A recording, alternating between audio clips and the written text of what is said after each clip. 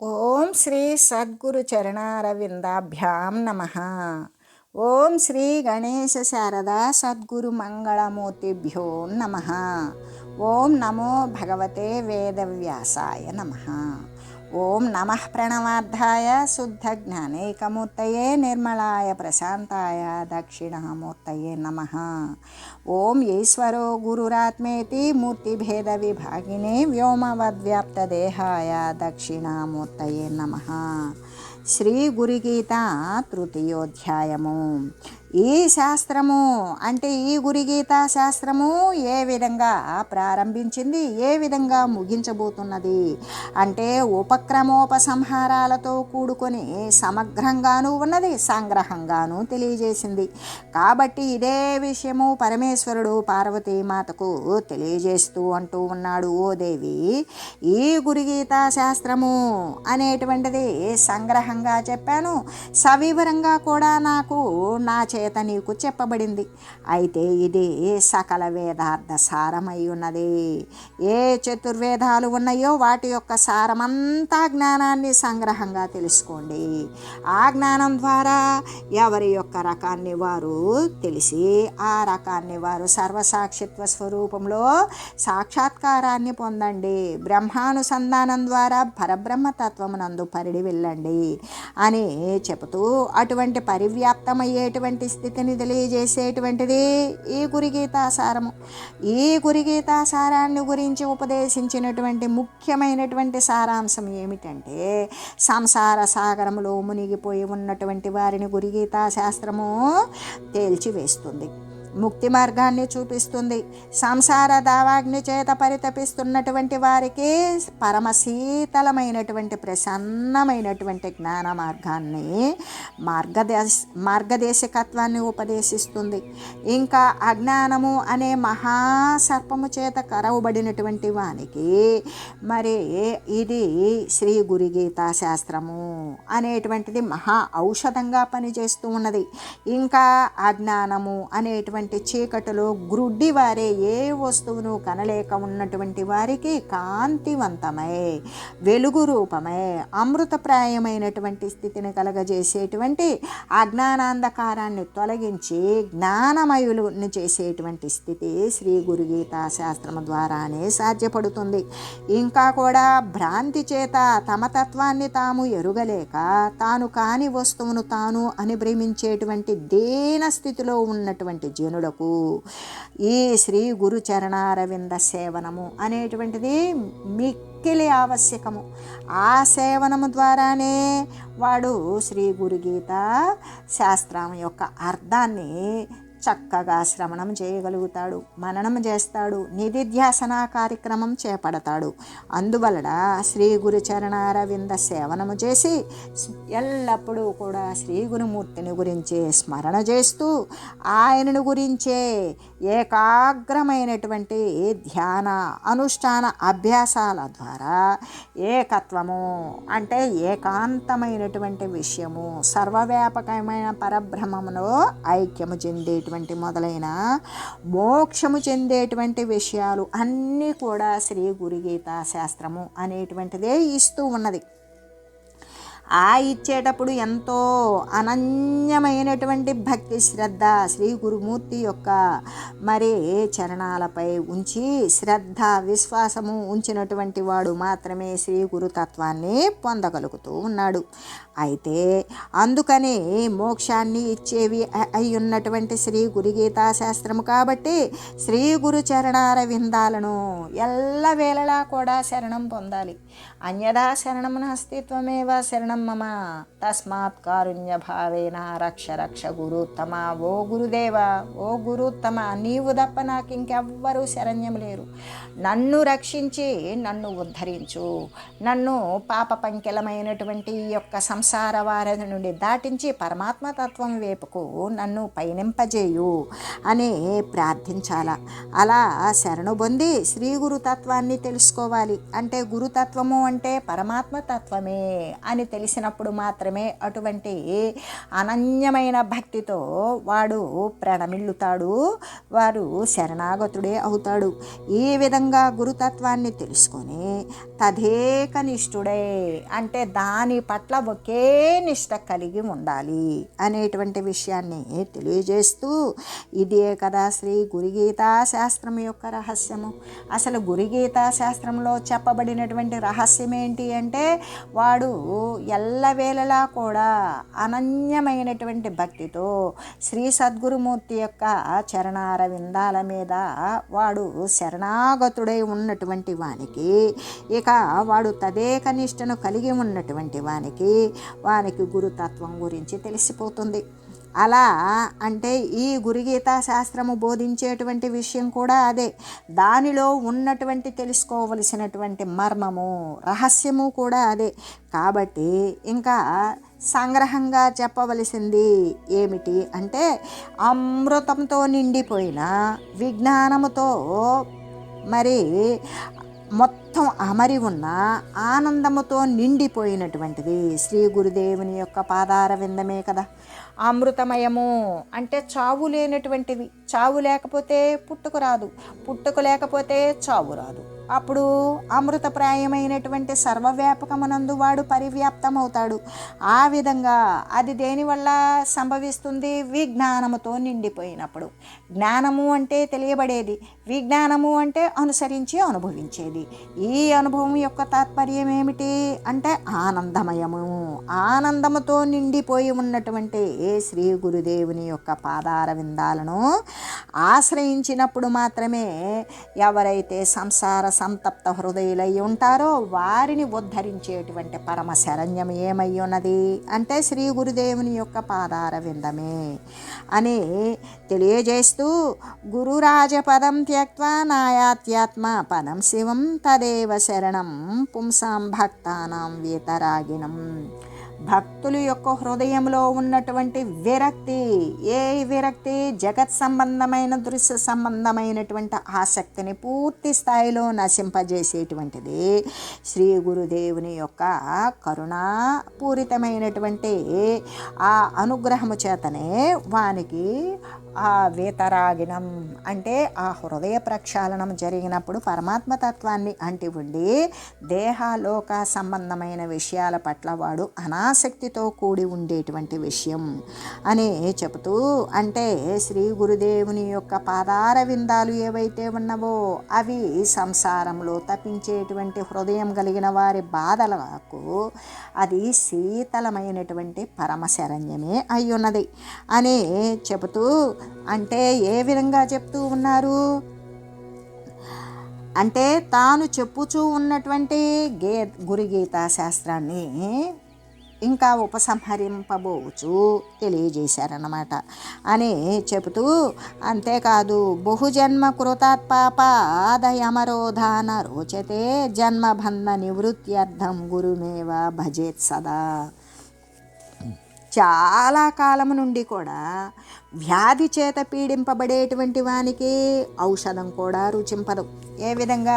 వానికి ఆ యొక్క జిహ్వ పట్ల ఉన్నటువంటి రుచి మొగ్గలు అంటే టేస్ట్ బడ్స్ అనేటువంటివి చచ్చిపోతాయి. చచ్చిపోయినప్పుడు వానికి ఆహారం మాత్రమే రుచించడం కాదు, అంటే వానికి ఇచ్చేటువంటి ఔషధం కూడా రుచిగా అనిపించదు. ఎందుకు? వానికి చాలా కాలం నుండి వ్యాధి చేత అనారోగ్యం చేత పీడింపబడుతూ ఉన్నాడు. ఆ అనారోగ్యము చేత రోగము చేత బాధింపబడేటువంటి వానికి మంచి మందు ఇచ్చినా కూడా అది ఇష్టంగా ఉండదు. కానీ ఇష్టంగా లేదు, వాడు తీసుకోవడం లేదు అని వదిలివేస్తామా? వదిలివేయం. ఎందుకు? వాడు ఆరోగ్యవంతుడై తిరగాలి అని మనం కోరుకుంటున్నాం. అప్పుడు అనారోగ్యాన్ని తొలగించాలి అంటే మనం ఏం చేస్తాం? బై ఫోర్స్, చాలా ఒత్తిడి చేత అయినా సరే, బలాత్కరించి అయినా సరే ఆ ఔషధాన్ని సేవింపజేయాలి. ఆ ఇచ్చినటువంటి వైద్యుడు ఇచ్చినటువంటి అంటే ఆ వైద్యుడు డాక్టర్ ఇచ్చినటువంటి మందుని బలాత్కారంగానైనా సరే, బలవంతంగా ఒత్తిడి చేత అయినా సరే ఆ ఔషధాన్ని వాని చేత మృంగింపజేయాలి. అలా తర్వాత అతడు మందుని తింటాడు. తిని అలా కొంతకాలం ఒత్తిడి చేత మన యొక్క బలవంతం మీదనైనా సరే అదే ఆ యొక్క వైద్యుడు ఇచ్చినటువంటి ఔషధాన్ని సేవించగా వాడు బహుకాలం నుండి కూడా బాధపడుతూ ఉన్నటువంటి అనారోగ్యం అనేటువంటిది నశించిపోయింది. ఇంకప్పుడు వాడు స్వయంగా ఏమవుతున్నాడు, ముందు అనారోగ్యం రాకముందు ఎంత ఆరోగ్యవంతుడుగా ఉన్నాడో అలాగే అనారోగ్యం వాడికి ఉన్నది. అంటే ఆరోగ్యం మీద వచ్చినటువంటి అనారోగ్యం నశించిపోయింది. అలాగే అనేక జన్మముల నుండి వస్తూ ఉన్నటువంటి పాపాత్ములకు కామము, క్రోధము మొదలైనటువంటి వాటి చేత అంతఃకరణము ఎంతగానో కలుషితమైపోతూ ఉంటుంది. అంటే అలా కలుషితమైపోయినప్పుడు దానికి సత్సాంగత్యము అనేటువంటి దానిని సమకూర్చాలి. ఇష్టం లేకపోయినప్పటికీ కూడా ఆ తత్వ మార్గమునందు ప్రవర్తింపజేయాలి. అలా చేసినప్పుడు మాత్రమే తనంతట తానే పరిశుద్ధమైనటువంటి ఆత్మతత్వాన్ని కోరి శ్రీ గురుతత్వాన్ని తెలుసుకోవాలి అనేటువంటి సంకల్పం కలిగిన వాడవుతాడు. అప్పుడు భగవద్గీతలో తెలియజేసినట్లుగానే స్వల్పమప్యస్య ధర్మస్య త్రాయతే మహతో భయాత్ అనేటువంటి విషయం రీతిగానే స్వయంగా శ్రీ గురుదేవుని సేవిస్తాడు. జననము, మరణము మొదలైనటువంటి నశించిపోయేటువంటి స్థిరమైన స్థితి ఏదైతే ఉంటుందో దానిని పొందుతాడు. కాబట్టి శ్రీ సద్గురుమూర్తిని ఎల్లప్పుడూ కూడా భజించాలి. ఎలాగంటే ఇప్పుడు అనేక జన్మాల నుండి కూడా వస్తూ ఉన్నటువంటి పాపాత్ములకు, అంటే అనేక శరీరాలలో కూడా శారీరక సౌఖ్యాలు, సుఖాలు వీటిని చూసుకునే నిమిత్తం అనేక రకాలైనటువంటి పాపాలకు ఒడిగట్టి ఉంటాం. ఎన్నో చెడు పనులు చేస్తాం. ఆ చెడు పనుల ద్వారా మనకి ఒక వస్తువు పట్ల కోరిక పుడుతుంది. ఆ వస్తువు మనకు లభ్యం కాకపోతే మనమేమనుకుంటాం, దానివల్ల మనకి కోపం వస్తుంది. అదే సమకూరిందనుకో, కోపం వల్ల సమకూరినా సరే లోభం అనేటువంటిది ఏర్పడుతుంది. ఇది నాదే, నేను ఎవరికి ఇవ్వను. తర్వాత ఆ ఇష్టంపై, ఆ వస్తువుపై మోహం ఏర్పడుతుంది. ఇది లేకపోతే నేను బ్రతకలేను.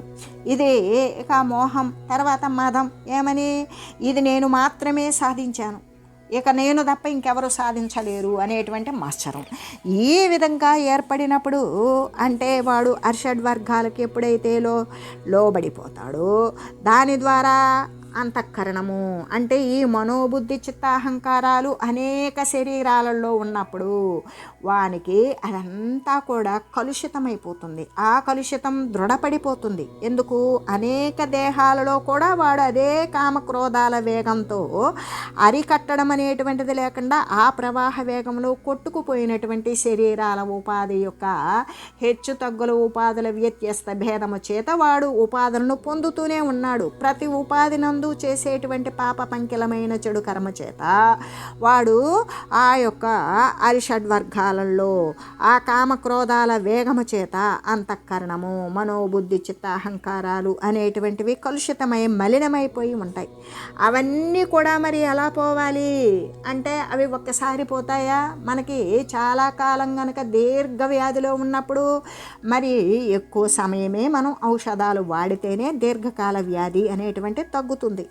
అలాగుననే ఇక్కడ కూడా అనేక జన్మ పరంపరల్లో తెచ్చుకున్నటువంటి కర్మల యొక్క ప్రవాహాల వేగం వలన, ఆ చెడు ఆ విషయాల వలన, ఆ యొక్క అర్షడ్ వర్గాల వేగం వలన ఈ అంతఃకరణాలు అనేటువంటివి మలినప్రాయమై కలుషితమై ఉన్నప్పుడు దానిని ఎలా తొలగించుకోవాలి అంటే సత్సాంగత్యం వల్ల. సత్తునందు స్థిరపడి ఉండేటువంటి మహనీయులు, సాధు మహాత్ములు ఎవరైతే ఉంటారో వారి యొక్క సేవ చేయాలి. మరి సద్గురుమూర్తులు, సూర్యజనులు, గొప్ప వ్యక్తులు అనేటువంటి ఎల్లవేళలా పారమార్థిక చింతతోటి పరమాత్మతత్వాన్ని పొంది ఆ పరమాత్మ ఆనందంతో నిండి ఉన్నటువంటి వారి యొక్క సేవ చేత, వారి యొక్క జ్ఞానోపదేశాల చేత వానికి రాను రాను ఆ విషయాల పట్ల పారమార్థిక సంబంధమైన చింతనలు చేయటం ప్రారంభించి ఆ ప్రయత్నం ఎక్కువై అప్పుడు ఈ ప్రాపంచిక సంబంధమైన విషయాల పట్ల అనాసక్తి కలుగుతుంది. అంటే సత్సాంగత్యం వల్ల ఏం కలిగింది అంటే సత్తునందు ఆసక్తి కలిగింది. అసత్తునే సత్తు అనుకున్నంతసేపు వాడు అనేక జన్మ పరంపరలు కొనసాగుతూ వచ్చినవి. ఎప్పుడైతే సత్సాంగత్యము అనేటువంటిది వానికి ఆసక్తి కలిగిందో దాని ద్వారా ఈ దేహ ప్రాపంచక సంబంధమైనటువంటి విషయాల పట్ల ఆసక్తి తొలగిపోతుంది. అలా తొలగినప్పుడు వాడు సత్యం నందు మరి మొట్టమొదట బలవంతంగానే సాధు మహనీయుల యొక్క సేవ చేశాడు. అంటే మొట్టమొదట అనారోగ్యంగా ఉన్నటువంటి వాడు ఔషధాన్ని సేవించడానికి ఇష్టపడకపోయినా బలవంతంగా ఒత్తిడి చేతైనా వాడి చేత కొద్ది కాలం మరి ఔషధ సేవ చేయించడం వల్ల వాడి అనారోగ్యం కుదుటబడినట్లుగానే వాడి ఆరోగ్యం అనేటువంటిది వాడికి చేకూరినట్లుగానే ఇదే విధంగా అంతఃకరణాలన్నీ కూడా జన్మ పరంపరల్లో మోసుకొని వచ్చినటువంటి పాపపు పనుల ద్వారా మలినమైపోయినటువంటి అంతఃకరణాలు ఈ సత్సాంగత్యం వల్ల సాధు మహనీయుల యొక్క సేవనం వల్ల వారి యొక్క స్పర్శనం వల్ల వారి యొక్క దర్శనం వలన మరి వారికి ప్రాపంచక సంబంధమైన దేహ సంబంధమైన అసత్య విషయాలు తెలిసి వచ్చినప్పుడు సత్య విషయము పట్ల వానికి ఆసక్తి కలుగుతుంది. ఆ ఆసక్తి కలిగినప్పుడు ఏ విధంగా అంటే ఇంకా తత్వ మార్గమునందు వాడు పయనిస్తాడు. ఏ సత్యమైతే ఉన్నదో ఏ తత్వమైతే ఉన్నదో ఆ తత్వ మార్గమునందు ప్రవర్తిల్లుతాడు. ఆ సత్యాన్ని అందుకోవాలనుకుంటాడు. కోరికలను వదిలివేస్తాడు. కోరికలకు మూలమైనటువంటి దేహము అస్థిరము అని నమ్ముతాడు. వానికి ఇష్టము అయిష్టము అనేటువంటివి ఉండవు. ఇష్టాయిష్టాలను వదిలివేసి యథాప్రాప్తమైనటువంటి కర్మలను మాత్రమే చేస్తూ ఆ మహనీయుల యొక్క సేవ ద్వారా వారి యొక్క సాంగత్య బలము ద్వారా వారి యొక్క మహాబోధల ద్వారా వారిచ్చేటువంటి సూచనలు సలహాలు మరి జ్ఞాన సంబంధమైనటువంటి సూచికల ద్వారా బోధనల ద్వారా వాడు పరిశుద్ధమైనటువంటి ఆత్మతత్వముతో విలసిల్లుతాడు. ఆ పరిశుద్ధాత్ముడే వాడేం చేస్తాడు శ్రీ గురు తత్వాన్ని గురించి తెలుసుకోగలుగుతాడు. ఎందుకు ఆ పరబ్రహ్మ వస్తువు అనేటువంటిది శ్రీ గురు తత్వమే. శ్రీ గురుదేవుడు పరబ్రహ్మ స్వరూపుడే. తన తత్వాన్ని గురించి నేను పరబ్రహ్మ స్వరూపాన్ని అని శ్రీ గురు మాత్రమే తెలుసు, మనకు తెలియదు. శ్రీ గురు తత్వాన్ని గురించి పరబ్రహ్మ స్వరూపమే అని తెలిసినప్పుడు ఆ విషయాన్ని తెలిసినప్పుడు ఇక సంకల్పము కలిగినటువంటి వాడే ఏ విధంగా శ్రీ గురు మూర్తిని ఎరగాలి. శ్రీ గురు పరబ్రహ్మ స్వరూపము అనేటువంటిది ఒక వ్యక్తి ఒక వ్యవస్థ అనేటువంటిది కానే కాదు. సర్వవ్యాపకమైనటువంటి ఏ పరమాత్మ వస్తువు అయితే ఉన్నదో అదే శ్రీ గురుమూర్తి యొక్క తత్వం అని తెలిసినప్పుడు ఇక ఆ సంకల్పం కలిగి ఉంటాడు. ఆ సంకల్పం వల్ల ఏమవుతున్నాడు అంటే స్వయంగా శ్రీ గురుదేవుని సేవిస్తాడు. ఎట్లా అంటే ఎటువంటి సేవ అంటే స్థాన అంగభావ ఆత్మ శుశ్రూషలు అనేటువంటి విషయంతో చతుర్విధాలైనటువంటి సేవలను చేస్తాడు. శ్రోతుం ఇచ్చాతి ఇది శుశ్రూష అంటే శ్రీ గురుదేవుడు బోధించేటువంటి విషయాన్ని శ్రద్ధతో వింటాడు. విన్న దానిని చక్కగా వాని యొక్క కార్యక్రమంలో అమలు పెడతాడు. అలా అమలు చేస్తూ జ్ఞాన మార్గోపదేశంలో పయనిస్తూ ఉండేటువంటి వానికి ఇక జనన మరణ రహిత స్థితిని పొందుతూనే ఉన్నాడు. అంటే ఇక వానికి పుట్టుక అనేది ఉండదు. పుట్టుక లేనటువంటి వాడు ఏదో రూపాన్ని తెచ్చుకున్నదే రూపమే మార్పులు చెందుతుంది, కొంతకాలానికి లేకుండా పోతుంది, నశించిపోతుంది. ఇక్కడ పుట్టుక అనేటువంటి ఒక రూపమే రానప్పుడు దానికి పేరు పెట్టం, దాన్ని పిలవం, దానికి మరి వినాశము ఉండదు. అంటే మరి అప్పటిదాకా ఉన్నటువంటి వస్తు సంబంధమైన ఈ యొక్క రూపనామక్రియలతో ఉన్నటువంటి దేహస్థితి పతనమైపోతే లోపల ఉన్నటువంటి ఏ శుద్ధ చైతన్యమైతే ఉన్నదో అది సర్వవ్యాపకమైనటువంటి శుద్ధ చైతన్యమునందు విలీనమవుతుంది.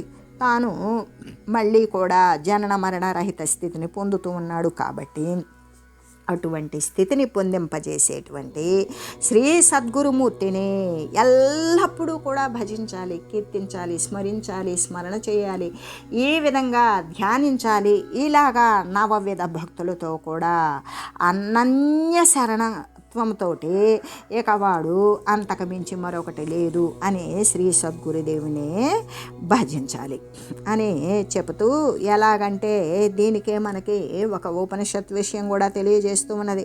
బహుకందర్ప దర్పాందాహ నవిదంతి పరం శివం గురుతత్వజ్ఞానయా సమ్యజ్ఞానంత్యేవ న సంశయ అగతీనాం గతి సాక్షాత్ మాయాపహృత చేతసాం గురుమంత్రం భవత్యేవ తదర్థం యతతాం జనః.